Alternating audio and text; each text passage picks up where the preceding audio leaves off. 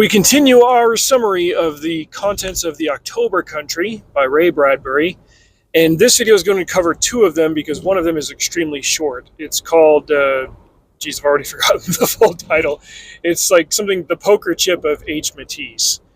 It was really short, and it took a second to really grasp what the heck the story was even about, but this just goes back to what Ray Bradbury's writing method was like, where he would have a random thought about something or play with an idea, and then he would just sit down at the typewriter and chase that thought. There is a poetic quality to that I find very beautiful, and free writing, even though it's not something I pursue very often, in fact, it's been years since the last time I did it, it can still yield some very rewarding and cathartic product. Sometimes it's just for the writer, and that's fine. But there are a couple of pieces that he's written over the years that ended up in larger collections, and this is one of them. It was just weird. It's about this guy who does performance art, and it reminds me of that sketch from Monty Python where there's the guy who everything he says is funny, even though he's actually just dreadfully boring and vanilla. Whatever he says, even if it's completely normal, everybody around him just erupts into laughter. It's kind of the same thing. There's this guy named Garvey who does street performance or whatever, and he's actually very, very earnest, but everybody thinks that he's incredibly talented when it comes to pretending to be earnest. It's this weird meta level thing. But finally they start getting bored of his act, and he starts thinking of ways to get the attention of the crowds again. And he strikes on this idea of, well, what if I was missing a limb or a body part and I had a prosthetic, and it was a gimmicky prosthetic, and I was able to do something weird with it. And he reaches out to this artist and has him paint a very convincing eyeball on a poker chip, and he suddenly needs to have one of his eyeballs replaced for reals, though. And there's this concurrent theme across different stories in this collection of people accidentally but inevitably willing harm to themselves and then falling victim to it. That's what happened with Next in Line, where the lady was so terrified of becoming a mummy in Mexico that she ended up dying and getting buried in Mexico. This feels like he started out with a random idea but ended up in the same destination as that, and the story ends very abruptly after just a few pages. So that's why I'm combining it with this next one, which is a much more terrifying and impactful version of the story. It's just called Skeleton.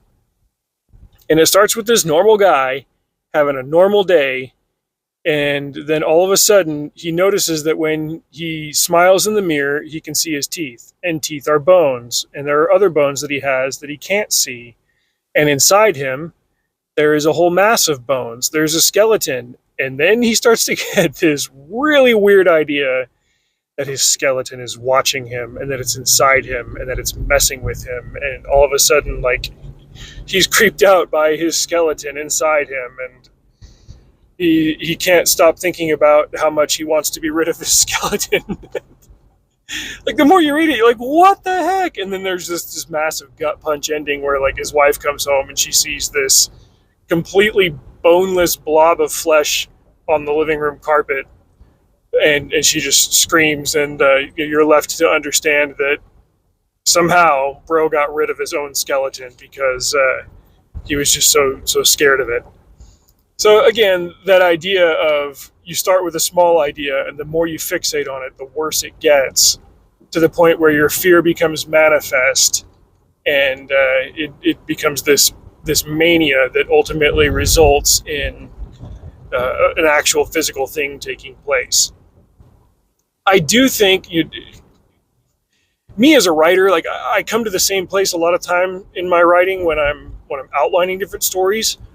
But that's the difference between me and Bradbury, is that he's what's called a pantser. He just chases a feeling, and his mind will often conclude in familiar territory, whereas I will outline something, and if I see that I'm writing in the same direction too many times, I'll say, okay, well, with this story, I obviously can't go there. In this story, I need to go in a different direction. Here's where I'm fine doing the comfortable ending, and I try not to constantly end up in the same place. Generally, good guys try to do good things and win in my story, but I don't try to end up doing the exact same thing where somebody naively manifests evil into their life through these horror stories. But Ray Bradbury has ended up there in 3 of the first 4 stories in this book. But let's say if you're reading these in real time when he wrote them, and he only put out a short story like this every couple of years in between his full-length novels, like The Halloween Tree or Something Wicked This Way Comes, I think it would be less recognizable as a pattern. But because you read a whole bunch of stories like this in succession, here we are. So that is The Poker Chip of H. Matisse and Skeleton by Ray Bradbury. Happy Halloween, drive safe, see you out there.